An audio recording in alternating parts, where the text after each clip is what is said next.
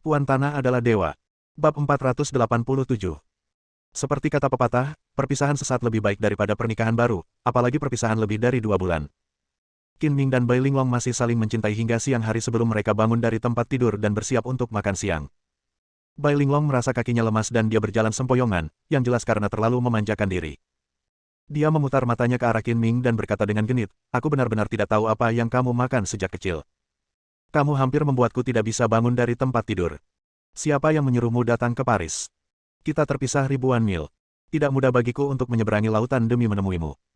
Jika aku tidak menebus apa yang telah kumiliki sebelumnya dan memberimu makan, bagaimana jika kau tidak tahan kesepian dan berselingkuh?" Kata Qin Ming dengan cemas. "Kau benar. Jika kau tidak datang menemuiku lagi, aku mungkin benar-benar berselingkuh." Bai Linglong tersenyum dan berkata dengan bangga, "Aku tidak takut untuk memberitahumu bahwa setidaknya ada sekelompok pria asing tampan yang mengejarku. Sepertinya aku harus lebih sering berjongkok di tembok di masa depan. Siapapun yang berani merayu kamu di luar tembok, aku akan membunuhnya dalam sekejap." Qin Ming membuat gerakan menebas dan berkata dengan mendominasi, "Kalau begitu, kamu harus mengawasiku dengan ketat. Selama kamu tidak ada di tembok suatu hari nanti, aku mungkin akan mengkhianatimu kapan saja." Bai Linglong bercanda dengan genit.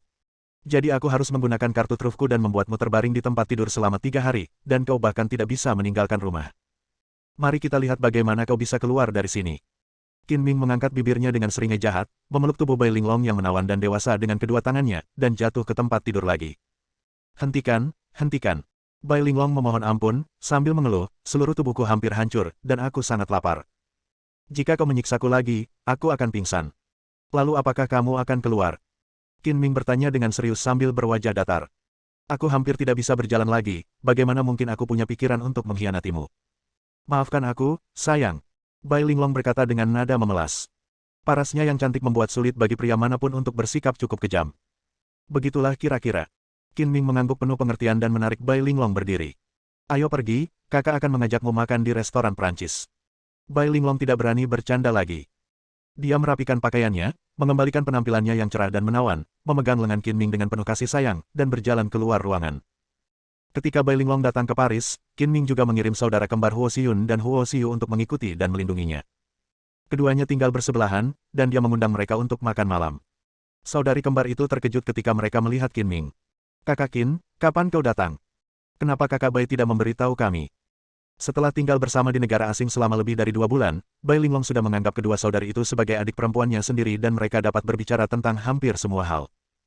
Alasan mengapa dia tidak memberitahu kedua saudari itu adalah karena dia tidak tahu Qin Ming akan datang, dan dia menyerang mereka di pagi hari. Dia hampir mengira dia dilecehkan oleh seorang gangster. "Meskipun kami tidak bisa berbahasa itu, kehidupan kami jauh lebih baik dari sebelumnya. Kami hidup dengan nyaman. Selain membantu saudari Bai dengan beberapa pekerjaan, tidak banyak lagi yang bisa dilakukan. Kami sangat santai dan sangat menyukai kehidupan seperti ini." Saudari Huo Xiyun menjawab dengan puas. Kedua saudari kembar itu, seperti Huo Nanling, terlahir dalam 10 pembunuh dan menerima pelatihan kejam sejak kecil. Kehidupan biasa orang biasa adalah kemewahan bagi mereka.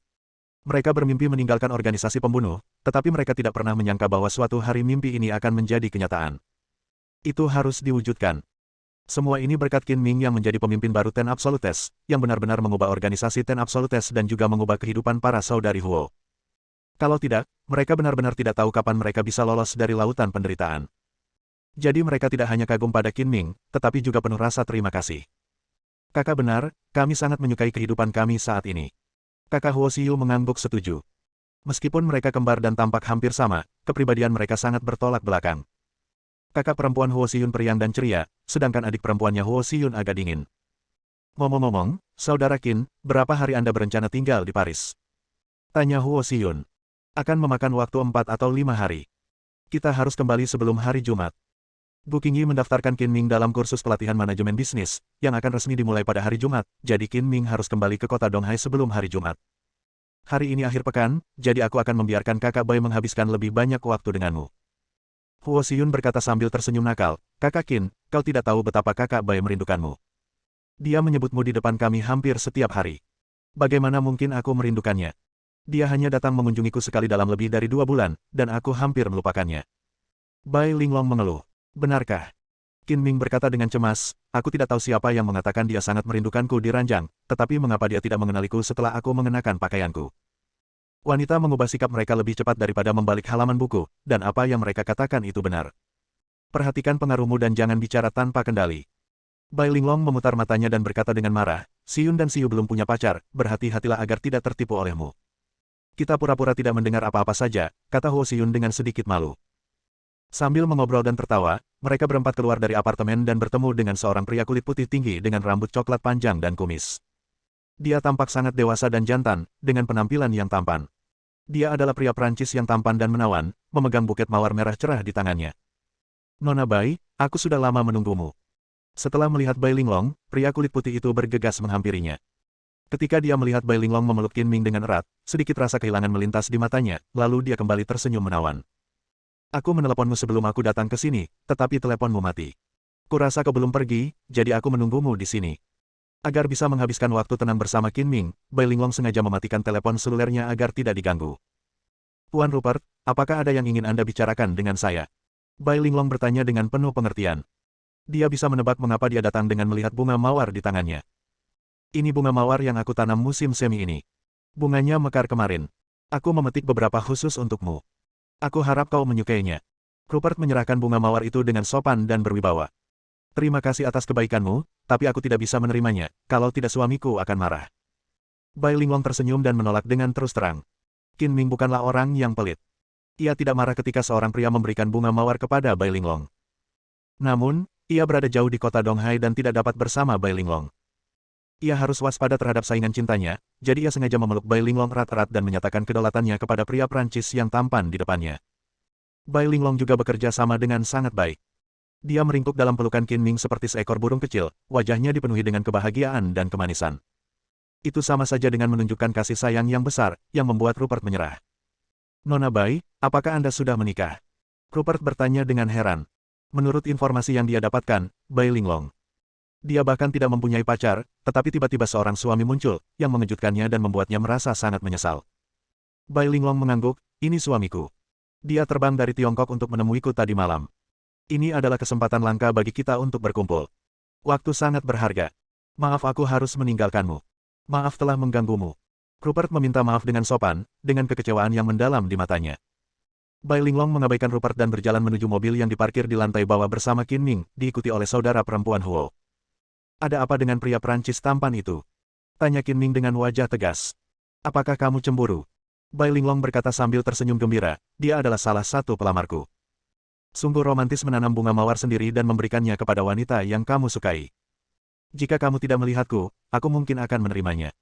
Qin Ming mengerutkan kening dan berpura-pura marah, katakan padaku, berapa banyak mawar yang kamu terima selama berada di Paris? Tidak banyak, mungkin 30 atau 40 karangan bunga, rata-rata satu karangan bunga setiap 2 hari. Kantor saya bisa diubah menjadi toko bunga. Ini tidak seberapa. Siapa yang memberikannya padaku? Apakah ada orang yang kau sukai di antara mereka? Katakan yang sebenarnya. Jika kau berani menyembunyikan sesuatu, aku akan memukulmu. Saat dia berbicara, tangan besar Qin Ming, yang berada di pinggang Bai Linglong, bergerak turun dan berhenti di pantat bulat Bai Linglong, dan mencubitnya dengan ringan. Sejujurnya, aku suka setiap pria yang mengirim bunga kepadaku, dan aku merasa malu untuk menolaknya, terutama Rupert. Dia adalah CEO dari sebuah grup multinasional, muda dan menjanjikan, sopan dan romantis. Aku tidak tahu berapa banyak wanita yang menyukainya, kata Bai Linglong serius. Baiklah, jika aku tidak menangkapmu hari ini, apakah kau akan diculik olehnya? Qin Ming tampak semakin marah dan memperkuat tangannya, meremas Bai Linglong begitu keras hingga dia berteriak senang. Bagi Rupert, adegan ini seperti mereka berdua saling menggoda, dan penyesalan serta kekecewaan di wajahnya semakin kuat. Tentu saja, Bai Linglong berkata demikian hanya untuk sengaja membuat Qin Ming marah, karena memang salahnya karena lama sekali tidak datang menjenguknya. Padahal, dia dan Rupert baru bertemu sebulan yang lalu. Rupert tampaknya jatuh cinta pada Bai Linglong pada pandangan pertama dan mulai mendekatinya. Namun, waktu berlalu dengan cepat dan bunga-bunga berguguran tanpa ampun. Bai Linglong telah jatuh cinta pada Qin Ming dan menolak semua pelamar lainnya. Saat mereka berbincang, mereka berempat masuk ke dalam mobil. Bai Linglong sudah sangat mengenal lingkungan sekitar, jadi dia pun menyetir ke hotel. Qin Ming duduk di kursi penumpang, dan kedua saudari Huo duduk di kursi belakang. Qin Ming berbalik dan berkata, Siyun dan Siyu, aku akan menugaskan kalian berdua untuk tugas lain. Mulai sekarang, awasi Suster Bai. Jika kalian menemukan seseorang yang mengejarnya, segera laporkan kepadaku. Kau bahkan mengirim seseorang untuk mengawasiku. Bai Linglong menggodanya dan berkata dengan genit, Siyun dan Siyu sudah menjadi saudara perempuanku yang baik. Mereka tidak akan mendengarkanmu. Saudara Qin, jangan dengarkan apa yang dikatakan saudari Bai. Dia memang menerima beberapa bunga mawar, tetapi dia tidak pernah menerimanya. Dia juga menolak semua undangan makan malam. Huo Xiyun berkata, saya dapat melihat bahwa saudari Bai hanya memiliki Anda di dalam hatinya. Tidak ada ruang untuk orang lain. Anda harus memperlakukannya dengan baik. Sekarang rahasianya terungkap. Bagaimana dengan kelas dan toko bunga yang kamu bicarakan? Qin Ming menatap Bai Linglong dan berkata sambil tersenyum. Bai Linglong mendengus dan berkata, aku hanya mengingatkanmu. Jika kau datang menemuiku lain kali atau dalam 2 bulan, aku berjanji akan membangun satu peleton yang diperkuat dan toko mawar untuk kau lihat. Bab 487. Seperti kata pepatah, perpisahan sesaat lebih baik daripada pernikahan baru, apalagi perpisahan lebih dari 2 bulan. Qin Ming dan Bai Linglong masih saling mencintai hingga siang hari sebelum mereka bangun dari tempat tidur dan bersiap untuk makan siang. Bai Linglong merasa kakinya lemas dan dia berjalan sempoyongan, yang jelas karena terlalu memanjakan diri. Dia memutar matanya ke arah Qin Ming dan berkata dengan genit, aku benar-benar tidak tahu apa yang kamu makan sejak kecil. Kamu hampir membuatku tidak bisa bangun dari tempat tidur. Siapa yang menyuruhmu datang ke Paris? Kita terpisah ribuan mil. Tidak mudah bagiku untuk menyeberangi lautan demi menemuimu. Jika aku tidak menebus apa yang telah kumiliki sebelumnya dan memberimu makan, bagaimana jika kau tidak tahan kesepian dan berselingkuh? Kata Qin Ming dengan cemas. Kau benar. Jika kau tidak datang menemuiku lagi, aku mungkin benar-benar berselingkuh. Bai Linglong tersenyum dan berkata dengan bangga, aku tidak takut untuk memberitahumu bahwa setidaknya ada sekelompok pria asing tampan yang mengejarku. Sepertinya aku harus lebih sering berjongkok di tembok di masa depan. Siapapun yang berani merayu kamu di luar tembok, aku akan membunuhnya dalam sekejap. Qin Ming membuat gerakan menebas dan berkata dengan mendominasi. Kalau begitu, kamu harus mengawasiku dengan ketat. Selama kamu tidak ada di tembok suatu hari nanti, aku mungkin akan mengkhianatimu kapan saja. Bai Linglong bercanda dengan genit. Jadi aku harus menggunakan kartu trufku dan membuatmu terbaring di tempat tidur selama 3 hari, dan kau bahkan tidak bisa meninggalkan rumah. Mari kita lihat bagaimana kau bisa keluar dari sini. Qin Ming mengangkat bibirnya dengan seringai jahat, memeluk tubuh Bai Linglong yang menawan dan dewasa dengan kedua tangannya, dan jatuh ke tempat tidur lagi. Hentikan, hentikan. Bai Linglong memohon ampun, sambil mengeluh, seluruh tubuhku hampir hancur, dan aku sangat lapar. Jika kau menyiksaku lagi, aku akan pingsan. Lalu apakah kamu akan keluar?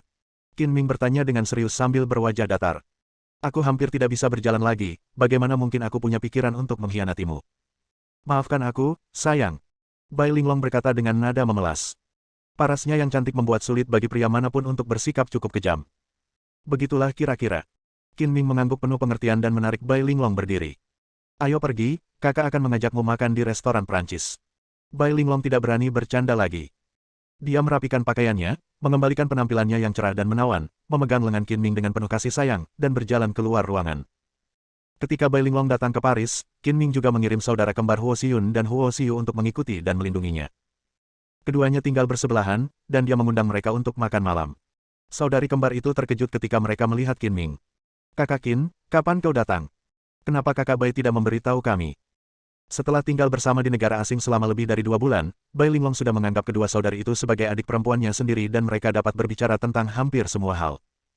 Alasan mengapa dia tidak memberitahu kedua saudari itu adalah karena dia tidak tahu Qin Ming akan datang, dan dia menyerang mereka di pagi hari. Dia hampir mengira dia dilecehkan oleh seorang gangster. Meskipun kami tidak bisa berbahasa itu, kehidupan kami jauh lebih baik dari sebelumnya. Kami hidup dengan nyaman. Selain membantu saudari Bai dengan beberapa pekerjaan, tidak banyak lagi yang bisa dilakukan. Kami sangat santai dan sangat menyukai kehidupan seperti ini. Saudari Huo Xiyun menjawab dengan puas. Kedua saudari kembar itu, seperti Huo Nanling, terlahir dalam 10 pembunuh dan menerima pelatihan kejam sejak kecil. Kehidupan biasa orang biasa adalah kemewahan bagi mereka. Mereka bermimpi meninggalkan organisasi pembunuh, tetapi mereka tidak pernah menyangka bahwa suatu hari mimpi ini akan menjadi kenyataan. Itu harus diwujudkan. Semua ini berkat Qin Ming yang menjadi pemimpin baru Ten Absolutes, yang benar-benar mengubah organisasi Ten Absolutes dan juga mengubah kehidupan para saudari Huo. Kalau tidak, mereka benar-benar tidak tahu kapan mereka bisa lolos dari lautan penderitaan. Jadi mereka tidak hanya kagum pada Qin Ming, tetapi juga penuh rasa terima kasih. Kakak benar, kami sangat menyukai kehidupan kami saat ini. Kakak Huo Xiu mengangguk setuju. Meskipun mereka kembar dan tampak hampir sama, kepribadian mereka sangat bertolak belakang. Kakak perempuan Huo Xiyun periang dan ceria, sedangkan adik perempuannya Huo Xiyun agak dingin. Ngomong-ngomong, saudara Qin, berapa hari Anda berencana tinggal di Paris? Tanya Huo Xiyun. Akan memakan waktu 4 atau 5 hari. Kita harus kembali sebelum hari Jumat. Bu Qingyi mendaftarkan Qin Ming dalam kursus pelatihan manajemen bisnis, yang akan resmi dimulai pada hari Jumat, jadi Qin Ming harus kembali ke kota Donghai sebelum hari Jumat. Hari ini akhir pekan, jadi aku akan membiarkan kakak Bai menghabiskan lebih banyak waktu denganmu. Huo Xiyun berkata sambil tersenyum nakal, Kakak Qin, kau tidak tahu betapa kakak Bai merindukanmu.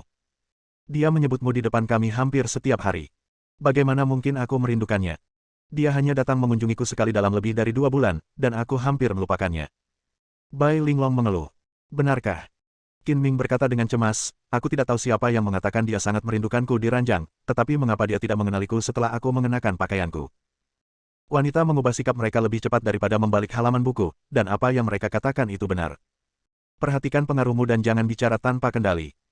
Bai Linglong memutar matanya dan berkata dengan marah, Siyun dan Siyu belum punya pacar, berhati-hatilah agar tidak tertipu olehmu. Kita pura-pura tidak mendengar apa-apa saja, kata Huo Xiyun dengan sedikit malu. Sambil mengobrol dan tertawa, mereka berempat keluar dari apartemen dan bertemu dengan seorang pria kulit putih tinggi dengan rambut coklat panjang dan kumis. Dia tampak sangat dewasa dan jantan, dengan penampilan yang tampan. Dia adalah pria Prancis yang tampan dan menawan, memegang buket mawar merah cerah di tangannya. Nona Bai, aku sudah lama menunggumu. Setelah melihat Bai Linglong, pria kulit putih itu bergegas menghampirinya. Ketika dia melihat Bai Linglong memeluk Qin Ming dengan erat, sedikit rasa kehilangan melintas di matanya, lalu dia kembali tersenyum menawan. Aku meneleponmu sebelum aku datang ke sini, tetapi teleponmu mati. Kurasa kau belum pergi, jadi aku menunggumu di sini. Agar bisa menghabiskan waktu tenang bersama Qin Ming, Bai Linglong sengaja mematikan telepon selulernya agar tidak diganggu. Tuan Rupert, apakah ada yang ingin Anda bicarakan dengan saya? Bai Linglong bertanya dengan penuh pengertian. Dia bisa menebak mengapa dia datang dengan melihat bunga mawar di tangannya. Ini bunga mawar yang aku tanam musim semi ini. Bunganya mekar kemarin. Aku memetik beberapa khusus untukmu. Aku harap kau menyukainya. Rupert menyerahkan bunga mawar itu dengan sopan dan berwibawa. Terima kasih atas kebaikanmu, tapi aku tidak bisa menerimanya, kalau tidak suamiku akan marah. Bai Linglong tersenyum dan menolak dengan terus terang. Qin Ming bukanlah orang yang pelit. Ia tidak marah ketika seorang pria memberikan bunga mawar kepada Bai Linglong. Namun, ia berada jauh di kota Donghai dan tidak dapat bersama Bai Linglong. Ia harus waspada terhadap saingan cintanya, jadi ia sengaja memeluk Bai Linglong erat-erat dan menyatakan kedaulatannya kepada pria Prancis yang tampan di depannya. Bai Linglong juga bekerja sama dengan sangat baik. Dia meringkuk dalam pelukan Qin Ming seperti seekor burung kecil, wajahnya dipenuhi dengan kebahagiaan dan kemanisan. Itu sama saja dengan menunjukkan kasih sayang yang besar, yang membuat Rupert menyerah. Nona Bai, apakah Anda sudah menikah? Rupert bertanya dengan heran. Menurut informasi yang dia dapatkan, Bai Linglong. Dia bahkan tidak mempunyai pacar, tetapi tiba-tiba seorang suami muncul, yang mengejutkannya dan membuatnya merasa sangat menyesal. Bai Linglong mengangguk, ini suamiku. Dia terbang dari Tiongkok untuk menemuiku tadi malam. Ini adalah kesempatan langka bagi kita untuk berkumpul. Waktu sangat berharga. Maaf aku harus meninggalkanmu. Maaf telah mengganggumu. Rupert meminta maaf dengan sopan, dengan kekecewaan yang mendalam di matanya. Bai Linglong mengabaikan Rupert dan berjalan menuju mobil yang diparkir di lantai bawah bersama Qin Ming, diikuti oleh saudara perempuan Huo. Ada apa dengan pria Prancis tampan itu? Tanya Qin Ming dengan wajah tegas. Apakah kamu cemburu? Bai Linglong berkata sambil tersenyum gembira, dia adalah salah satu pelamarku. Sungguh romantis menanam bunga mawar sendiri dan memberikannya kepada wanita yang kamu sukai. Jika kamu tidak melihatku, aku mungkin akan menerimanya. Qin Ming mengerutkan kening dan berpura-pura marah, katakan padaku, berapa banyak mawar yang kamu terima selama berada di Paris? Tidak banyak, mungkin 30 atau 40 karangan bunga, rata-rata 1 karangan bunga setiap 2 hari. Kantor saya bisa diubah menjadi toko bunga. Ini tidak seberapa. Siapa yang memberikannya padaku? Apakah ada orang yang kau sukai di antara mereka? Katakan yang sebenarnya. Jika kau berani menyembunyikan sesuatu, aku akan memukulmu. Saat dia berbicara, tangan besar Qin Ming, yang berada di pinggang Bai Linglong, bergerak turun dan berhenti di pantat bulat Bai Linglong, dan mencubitnya dengan ringan. Sejujurnya, aku suka setiap pria yang mengirim bunga kepadaku, dan aku merasa malu untuk menolaknya, terutama Rupert. Dia adalah CEO dari sebuah grup multinasional, muda dan menjanjikan, sopan dan romantis. Aku tidak tahu berapa banyak wanita yang menyukainya, kata Bai Linglong serius. Baiklah, jika aku tidak menangkapmu hari ini, apakah kau akan diculik olehnya? Qin Ming tampak semakin marah dan memperkuat tangannya, meremas Bai Linglong begitu keras hingga dia berteriak senang. Bagi Rupert, adegan ini seperti mereka berdua saling menggoda, dan penyesalan serta kekecewaan di wajahnya semakin kuat. Tentu saja, Bai Linglong berkata demikian hanya untuk sengaja membuat Qin Ming marah, karena memang salahnya karena lama sekali tidak datang menjenguknya. Padahal, dia dan Rupert baru bertemu sebulan yang lalu. Rupert tampaknya jatuh cinta pada Bai Linglong pada pandangan pertama dan mulai mendekatinya. Namun, waktu berlalu dengan cepat dan bunga-bunga berguguran tanpa ampun. Bai Linglong telah jatuh cinta pada Qin Ming dan menolak semua pelamar lainnya. Saat mereka berbincang, mereka berempat masuk ke dalam mobil. Bai Linglong sudah sangat mengenal lingkungan sekitar, jadi dia pun menyetir ke hotel. Qin Ming duduk di kursi penumpang, dan kedua saudari Huo duduk di kursi belakang. Qin Ming berbalik dan berkata, "Si Yun dan Si Yu, aku akan menugaskan kalian berdua untuk tugas lain. Mulai sekarang, awasi Suster Bai. Jika kalian menemukan seseorang yang mengejarnya, segera laporkan kepadaku. Kau bahkan mengirim seseorang untuk mengawasiku." Bai Linglong menggodanya dan berkata dengan genit, "Si Yun dan Si Yu sudah menjadi saudara perempuanku yang baik. Mereka tidak akan mendengarkanmu. Saudara Qin, jangan dengarkan apa yang dikatakan saudari Bai. Dia memang menerima beberapa bunga mawar, tetapi dia tidak pernah menerimanya. Dia juga menolak semua undangan makan malam." Huo Xiyun berkata, "Saya dapat melihat bahwa saudari Bai hanya memiliki Anda di dalam hatinya. Tidak ada ruang untuk orang lain. Anda harus memperlakukannya dengan baik. Sekarang rahasianya terungkap. Bagaimana dengan kelas dan toko bunga yang kamu bicarakan?" Qin Ming menatap Bai Linglong dan berkata sambil tersenyum. Bai Linglong mendengus dan berkata, "Aku hanya mengingatkanmu. Jika kau datang menemuiku lain kali atau dalam 2 bulan, aku berjanji akan membangun satu peleton yang diperkuat dan toko mawar untuk kau lihat." Bab 488. Melihat Bai Linglong pergi, Rupert masuk ke mobilnya dengan perasaan tertekan dan menelepon. Sambil menunggu pihak lain menjawab, Rupert bertanya dengan suara yang dalam, "Tuan Yu, bukankah Anda mengatakan bahwa Nona Bai Linglong tidak punya pacar? Bagaimana Anda menjelaskan suaminya?" Orang di ujung telepon lainnya adalah rekan Bai Linglong di Paris, bernama Yu Desui, yang telah disuap oleh Rupert. Dia terkejut dan berkata, "Sejauh yang saya tahu, Bai Linglong tidak punya pacar, apalagi menikah. Apakah Anda salah, Tuan Rupert? Saya melihatnya dengan mata kepala saya sendiri, dan Nona Bai sendiri yang mengakuinya. Mungkinkah itu palsu? Saya dapat menjamin 100% bahwa Bai Linglong belum menikah. Mungkin dia sengaja berbohong kepada Anda." Hati seorang wanita sulit ditebak. Mendengar kata-kata positif Yu Desui, pikiran Rupert juga mulai bekerja. "Saya akan pergi ke restoran bersama Nona Bai sekarang. Cepatlah ke sini. Saya akan mentraktir Anda makan." Yu Desui dengan mudah menebak maksud Rupert. Mengundangnya makan malam adalah palsu, dan tujuan sebenarnya adalah untuk memintanya mengonfirmasi siapa suami Bai Linglong. Namun, tidak banyak kesempatan untuk meminta CEO perusahaan multinasional mentraktir seseorang makan malam, jadi dia langsung setuju. Bai Linglong membawa Qin Ming ke restoran Maxim yang sangat terkenal di Prancis. Dekorasi restoran itu sederhana dan mewah, namun romantis, dan udara dipenuhi aroma keju yang samar. Seluruh restoran dibagi menjadi 2 lantai dengan tata letak melingkar. Ada juga band di sudut restoran yang memainkan musik yang menenangkan. Dipimpin oleh pelayan, Qin Ming dan 3 rekannya duduk di meja kecil untuk 4 orang. Menu ditulis dalam bahasa Prancis, tetapi untungnya hal ini tidak menjadi masalah bagi Qin Ming. Selain itu, dalam 2 bulan terakhir, selain bekerja, Bai Linglong telah berupaya keras untuk meningkatkan bahasa Prancisnya, dan memesan makanan bukan masalah baginya sekarang. Setelah memesan makanan dan mengobrol, Qin Ming tanpa sengaja mendongak dan melihat seorang pria dan wanita berjalan masuk ke restoran. Pelayan menyambut mereka dengan sangat hormat dan mengantar mereka ke lantai 2. Pria itu mengenakan setelan jas yang disetrika dengan baik, memiliki hidung mancung, dan memiliki fitur wajah yang tegas seperti orang barat.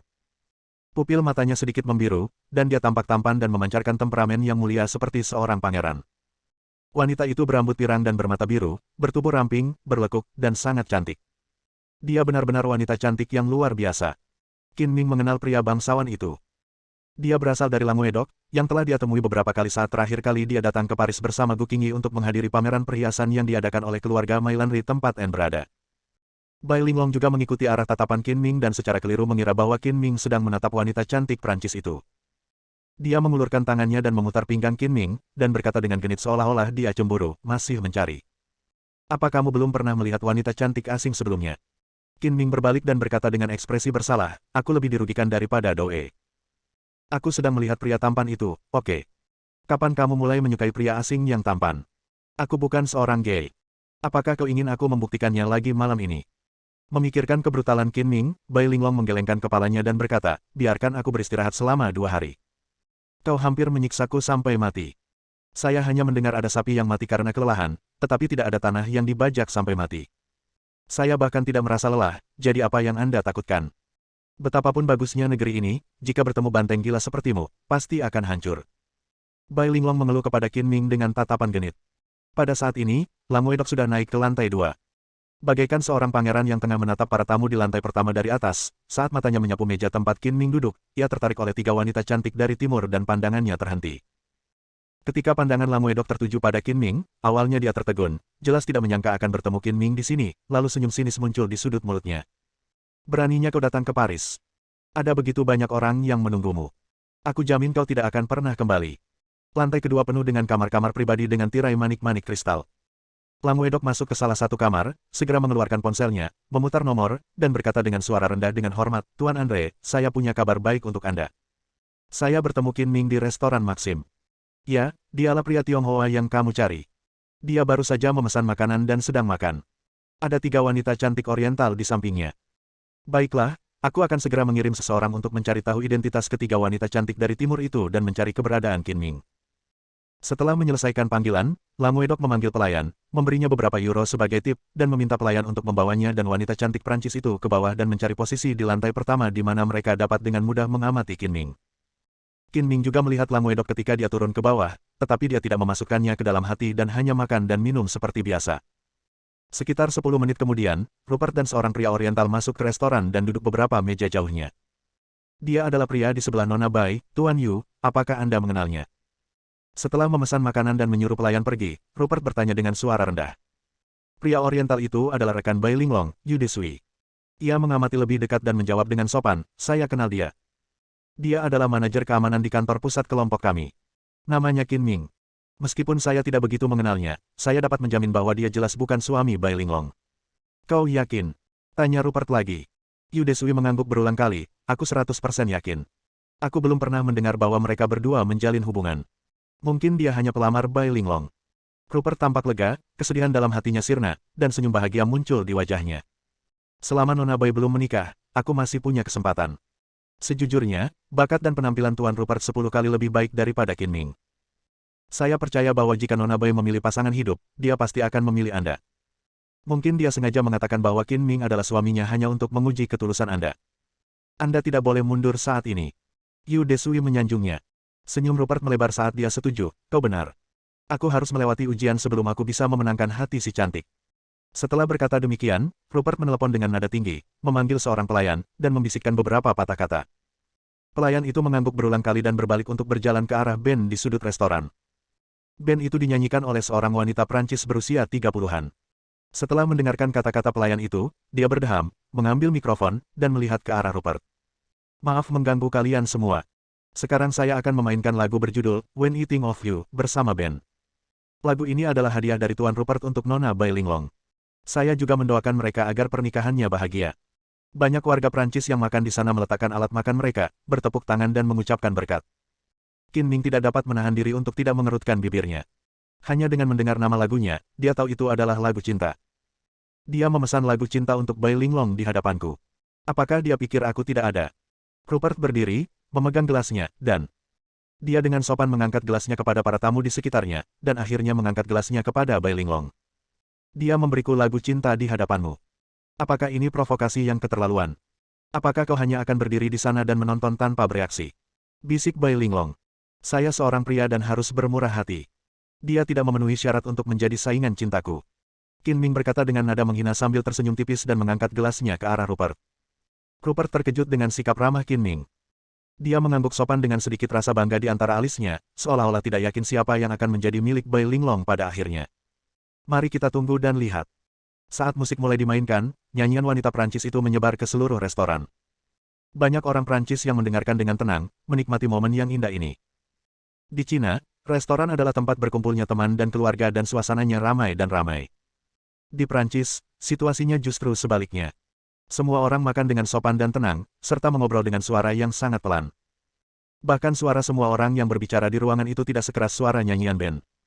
Saudara Qin, saingan cintamu telah menyatakan cintanya kepada saudari Bai dan begitu romantis. Apakah kamu tidak berencana untuk melawan? Huo Xiyun berkata dengan nada main-main, dengan sedikit mengipasi api. Kau sebut ini romansa. Qin Ming sangat meremehkan. Jika aku bertindak, dia pasti akan malu, tapi aku terlalu malas untuk berdebat dengannya. Dia tidak layak menjadi sainganku dalam hal cinta. Aku pikir kamu tidak tahu apa arti romantis yang harus digunakan untuk menyenangkan Suster Bai. Huo Xiyun berkata dengan singkat. Aku sudah lama mengenalmu, tapi aku belum pernah melihatmu bersikap romantis. Aku tidak tahu mengapa aku jatuh cinta padamu. Bai Linglong sengaja memprovokasinya. Padahal, menurutnya, cara Rupert dalam memesan lagu sama sekali tidak romantis. Dibandingkan dengan perilaku Qin Ming yang muncul di pesta pertunangannya seperti pangeran tampan untuk merebut hatinya, ada perbedaan yang sangat jauh. Jangan bilang aku tidak tahu bagaimana bersikap romantis. Aku akan mencobanya hari ini untuk membuka matamu, kata Qin Ming tidak yakin. Bagus, bagus. Huo Xiyun bersorak pelan dan mengingatkannya dengan ramah, Saudara Qin, kamu tidak boleh mengacaukannya atau ditertawakan oleh saingan cintamu. Ayo, Saudara Qin. Aku mendukungmu. Huo Xiyun menyemangati. Jangan khawatir. Qin Ming menepuk dadanya dan berkata dengan percaya diri dan bangga, selama aku bertindak, aku jamin dia akan malu. Mata Bai Linglong berbinar penuh harap. Dia tidak tahu kejutan romantis macam apa yang akan diberikan Qin Ming padanya, tetapi dia akan segera mengetahuinya, jadi dia menunggu dan melihat. Saat mereka berempat mengobrol dan tertawa, wanita Prancis itu selesai menyanyikan sebuah lagu dan tepuk tangan meriah di restoran. Saudara Qin, sekarang giliranmu untuk menunjukkan kemampuanmu. Huo Xiyun mengingatkannya, khawatir dunia tidak akan kacau. Qin Ming menunjukkan ekspresi yang mengatakan, tunggu saja dan lihat saja, dan berjalan menuju Ben sambil membawa sebotol sampahnya. Ketika dia melewati seorang pelayan, dia menggumamkan sesuatu dengan suara pelan. Ketika Qin Ming berjalan perlahan ke sisi Ben, pelayan membawa 2 gelas anggur kosong. Qin Ming menuangkan 2 gelas sampahnya. Pelayan itu dengan tergesa-gesa dan sopan mengambil botol itu dan membantunya kembali ke meja. Nyanyianmu sangat indah. Izinkan aku bersulang untukmu. Qin Ming menyerahkan salah satu gelas sampahnya kepada wanita Prancis yang sedang bernyanyi dan berbicara dengan sopan dalam bahasa Prancis yang fasih. Terima kasih, ini kehormatan bagi saya. Wanita Prancis itu menerima gelas anggur itu dengan gembira, berdenting-denting dengan Qin Ming, lalu mendekatkan gelas itu ke bibirnya dan menyesapnya. Qin Ming meneguknya sekaligus, lalu menatap piano di sebelahnya dan bertanya dengan sopan, bolehkah saya menggunakan piano ini? Bersambung.